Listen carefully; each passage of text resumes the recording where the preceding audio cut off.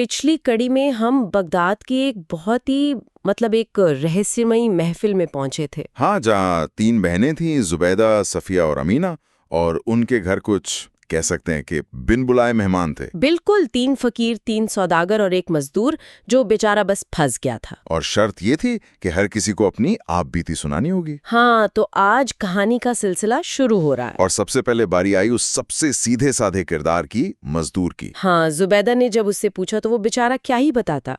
उसने कहा कि सुबह काम ढूंढ रहा था, आपकी बहन ने मुझे काम दिया, शहर भर से सामान खरीदवाया और मैं यहाँ आ गया। उसकी कहानी में कोई ड्रामा नहीं था, वो तो बस अपनी मजदूरी चाहता था। वही तो। कहानी सुन के जुबैदा ने भी कहा, ठीक है, अब तुम यहाँ से तुरंत चले जाओ। लेकिन वो मजदूर भी बड़ा हाजिर जवाब निकला। उसने कहा कि यहाँ आने की सजा तो मिल गई, अब जाने का इनाम भी तो मिलना चाहिए। हाँ, और इनाम में उसने बाकी सबकी कहानियां सुनने की इजाजत मांग ली और जुबैदा मान गई। उसे एक कोने में चुपचाप बैठकर सब कुछ सुनने को कह दिया। ये ये दिखाता है कि इन कहानियों में बुद्धि की कितनी अहमियत है। सही बात है। तो मजदूर तो बैठ गया कोने में, अब बारी किसकी थी? अब जुबैदा ने फकीरों की तरफ इशारा किया और पहला फकीर अपनी कहानी सुनाने के लिए आगे आया। और यहीं से महफिल का जो माहौल है वो पूरी तरह बदल जाता है ना? बिल्कुल। वो फकीर अदब से घुटनों के बल बैठकर कहता है, हे सुंदरियों, अब ध्यान लगाकर सुनो कि मेरी ये आंख किस तरह गई और मैं एक शहजादा होकर भी क्यों फकीर बना। एक शहजादा और फकीर, ये लाइन सुनते ही सारे कान खड़े हो जाते हैं। ऐसा क्या हुआ होगा एक शहजादे के साथ? यही तो कहानी का असली सस्पेंस है कि जिसके पास सब कुछ था, दौलत, सल्तनत, ऐशो आराम, वो इस हाल में कैसे पहुंचा। तो क्या थी उसकी कहानी, कहां से शुरू हुई? वो बताता है कि वो एक बड़े बादशाह का बेटा था और उसके चाचा भी पास के ही एक राज्य के राजा थे। अच्छा। उसका एक चचेरा भाई था जिससे उसकी दोस्ती बहुत गहरी थी, जिगरी दोस्त जैसे। तो एक दिन उसका वो चचेरा भाई बहुत खुश था। उसने कहा कि आज रात मैं तुम्हें एक ऐसी चीज दिखाऊंगा जो तुमने कभी नहीं देखी होगी। और शर्त जरूर रखी होगी कोई? हाँ, शर्त ये थी कि ये बात एक राज रहेगी, किसी को पता नहीं चलेगा। फकीर ने कसम खा ली। तो फिर रात में क्या हुआ? रात में उसका चचेरा भाई एक बहुत ही खूबसूरत औरत को लेकर आया।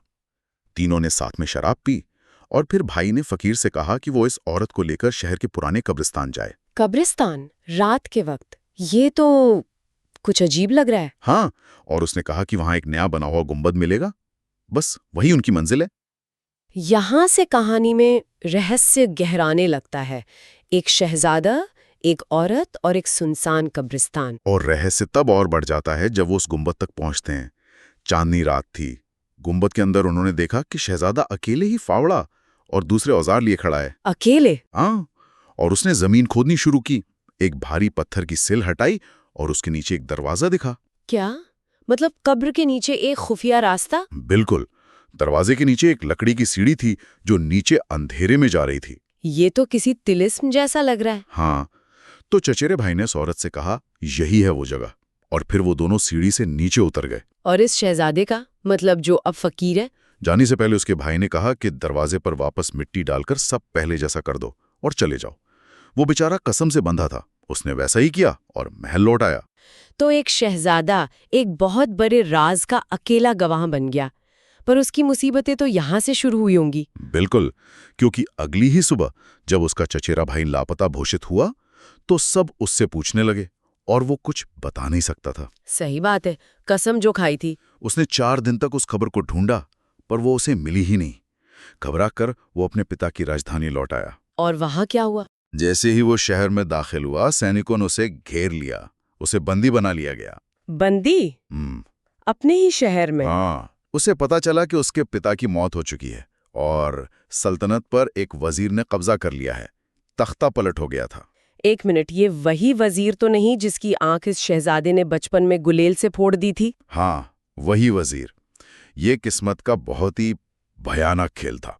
सालों पुरानी दुश्मनी का बदला लेने का वक्त आ गया था। ये सिर्फ एक राजनीतिक तख्ता पलट नहीं था, ये व्यक्तिगत बदला भी था। बिल्कुल। वजीर ने सिंहासन पर बैठते ही पहला हुक्म दिया कि शहजादे को पेश किया जाए और फिर उसने अपने हाथ से शहजादे की दाहिनी आंख में उंगली घुसेड़ दी। हे भगवान, ये तो बहुत ही क्रूर है। आंख के बदले आंख। और वो यही नहीं रुका, उसने जल्लाद को हुक्म दिया कि इसे शहर के बाहर ले जाकर मार डालो और शरीर जानवरों को खिला दो। तो वो बच कैसे गया? जंगल में शहजादे ने जल्लाद को अपने पिता की नमक हलाली की याद दिलाई। जान की भीख मांगी, जल्लाद को दया आ गई और उसने उसे शर्त पर छोड़ दिया कि देश छोड़कर भाग जाओ और कभी वापस मत आना। तो अब वो एक आंख खो चुका है, सल्तनत जा चुकी है और वो एक भगोड़ा है। वो कहाँ गया फिर? वो भटकते भटकते वापस अपने चाचा के राज्य पहुंचा, इस उम्मीद में कि शायद वहां पनाह मिलेगी। और चाचा ने मदद की? जब उसने अपने चाचा को अपनी पूरी दर्दनाक कहानी सुनाई तो वो दुख से टूट गए। वो पहले ही अपने बेटे के लापता होने से परेशान थे और अब भाई की मौत और भतीजे की ये हालत। तो अपने चाचा का ये दुख देखकर शायद उससे रहा नहीं गया होगा। हाँ, उसने अपने चचेरे भाई को दिया हुआ वचन तोड़ दिया। उसने कब्रिस्तान वाला सारा राज चाचा को बता दिया। यहाँ एक नैतिक सवाल भी है, क्या अपने चाचा के लिए अपने भाई से किया वादा तोड़ना सही था? ये एक मुश्किल सवाल है, पर शायद उस वक्त उसे यही सही लगा। बादशाह ने फौरन उस जगह पर जाने का फैसला किया। उसी रात वो दोनों भेष बदलकर कब्रिस्तान गए। और इस बार उन्हें वो कब्र मिल गई। हाँ, मिल गई, लेकिन तहखाने का दरवाजा अंदर से बंद था। उन्होंने बड़ी मुश्किल से उसे तोड़ा। और नीचे क्या था? नीचे एक बहुत सुंदर सजा सजाया कमरा था, लेकिन वहां एक भयानक खामोशी थी। और फिर एक पर्दे के पीछे क्या? उन्होंने देखा कि चचेरा भाई और वही औरत एक पलंग पर लेटे थे, लेकिन उनके शरीर कोयले की तरह काले पड़ चुके थे, जैसे किसी ने उन्हें जिंदा जला दिया हो। ये तो बहुत खौफनाक है। ये देखकर फकीर के तो रोंगटे खड़े हो गए, लेकिन उसके चाचा का रिएक्शन वो और भी ज्यादा चौंकाने वाला था। क्या किया उन्होंने? वो रोए नहीं, बल्कि गुस्से में अपने मरे हुए बेटे के मुंह पे ठूका और उसे जूतियों से मारने लगे। क्या? अपने मरे हुए बेटे को?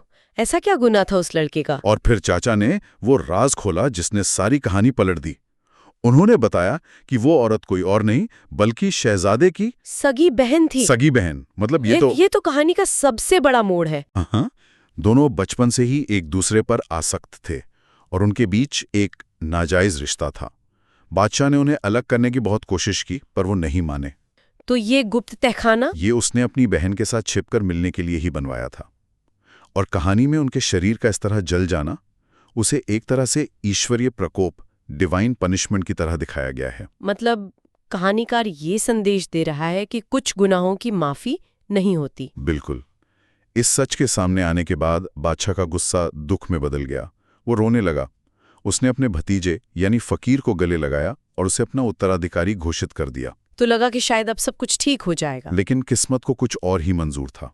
जैसे ही वे महल के पास पहुंचे, उन्होंने देखा कि उसी दुष्ट वजीर ने एक बड़ी सेना लेकर चाचा के राज्य पर भी हमला कर दिया था। अरे नहीं, मतलब एक मुसीबत खत्म नहीं हुई कि दूसरी शुरू। और इस युद्ध में चाचा मारा गया।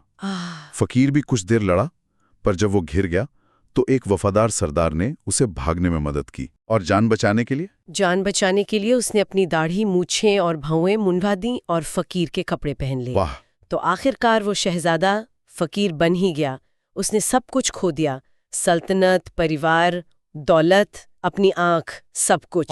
और इसी तरह शहर शहर भटकने के बाद वो बगदाद पहुंचा। यहीं उसकी मुलाकात बाकी दो फकीरों से हुई। तीनों की हालत एक जैसी थी। तीनों की एक एक आंख नहीं थी और घूमते घूमते वो तीनों जुबैदा के दरवाजे पर आ पहुंचे। कहानी खत्म करके फकीर ने कहा, बस यही थी मेरी दास्तान। वाह! मतलब एक कहानी जिसमें सल्तनत है, धोखा है, गुनाह है, सजा है, सब कुछ है। महफिल में तो खामोशी छा गई होगी। जुबैदा ने क्या कहा? जुबैदा ने कहा, तुम्हारी कहानी वाकई अजीब है। हमने तुम्हें माफ किया, अब तुम जा सकते हो। लेकिन वो रुका होगा मजदूर की तरह। हाँ, बिल्कुल। उसने भी रुककर अपने दोनों साथियों और तीनों व्यापारियों की आपबीती सुनने की इच्छा जताई। जुबैदा ने उसे भी इजाजत दे दी। तो अब महफिल में एक और सुनने वाला बढ़ गया और कहानियां अभी बाकी हैं। दूसरे फकीर की किस्मत ने उसे कहां से कहां पहुंचाया, ये जानना तो बहुत दिलचस्प होगा। हाँ, लेकिन पहले फकीर की कहानी हमें ये सोचने पर जरूर मजबूर करती है कि क्या हमारी किस्मत सिर्फ हमारे कर्मों से तय होती है या दूसरों के गुनाहों की सजा भी हमें भुगतनी पड़ती है? बहुत गहरा सवाल है। शायद इसका जवाब आगे की कहानियों में मिले। शायद। आज की कहानी सुनने के लिए आपका बहुत बहुत धन्यवाद। अगर आपको ये किस्सा पसंद आया हो तो हमारे चैनल आज की कहानी को लाइक, शेयर और सब्सक्राइब करना न भूलें। और घंटी का आइकन जरूर दबाएं ताकि जब भी कोई नई कहानी आए तो आपको सबसे पहले पता चले। मिलते हैं अगली कहानी में।